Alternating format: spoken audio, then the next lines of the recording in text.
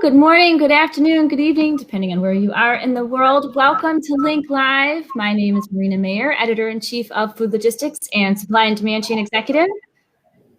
I'm Brielle and Mackenna. I'm the Associate Editor.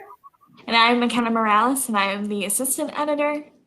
And today's news, we're going to kick off with talking about the Colonial pipeline ransomware attack. If you go to SDCExec.com right now, you'll find my blog that talks about what happened, how it happened, and more. 2021 kicked off with a bang. The Suez Canal blockage happened, and even though there is no longer a disruption per se, the event itself is still sending tidal waves throughout the supply chain, with a lot of these ports and ocean carriers having to reroute, reconfigure inventory, and so on. But back to, and here we are, now we have the pipeline and ransomware attack. And what we know right now is that once it's brought back online, the ripple effect of this particular supply chain disruption will create an increase in gas prices and possibly a gas shortage. And if you have looked on Facebook recently or Twitter or Instagram, you'll see pictures of people literally hoarding gas in their trunk, especially in the South, because they're going to run out soon. And that's unfortunately what's going to happen from this ripple effect. What we also know is that one of the 4 lines that they operate is operational. That line runs from Greensboro, North Carolina to Woodbine, Maryland, but it's only operating manually, which means somebody has to manually operate it. They are taking shifts, and it's not operating 24/7. So it's intermittent because it's not automated. So hopefully they can get this figured out. And hopefully you can go to SDCExec.com and read my blog to learn more about it. Brielle, I'm going to pass things over to you. I know you have some things to mention about it as well. Well, so I'm talking about the shortages going on today. So there's so obviously you have a lot to talk about with the gas shortage, but there's even more happening now. I mean, since COVID started and the supply chain kind of skyrocketed into the mainstream, we have seen just endless shortages coming up. And I also covered this on my blog on Friday. And it's just amazing to see how, I guess it's really exposing how much the supply chain is connected to everything. One of the biggest things happening right now is the lumber shortage, which is, causing the housing market to skyrocket, in addition to everyone wanting to buy new homes and things like that.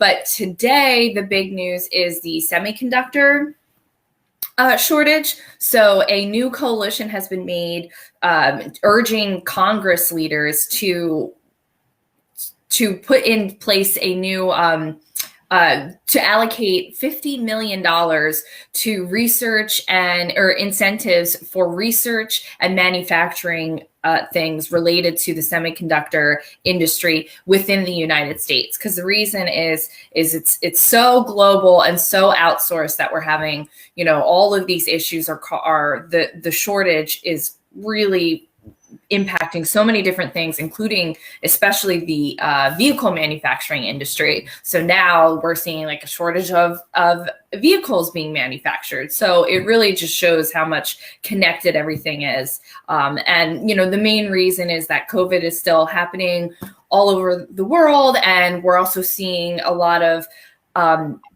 the final effects are finally reaching us after there was outbreaks of COVID in factories and sourcing plants that are now it's gone through the whole chain, and now we're seeing that shortage. So, we're probably going to see a lot of these issues throughout the years to come, even after COVID has subsided.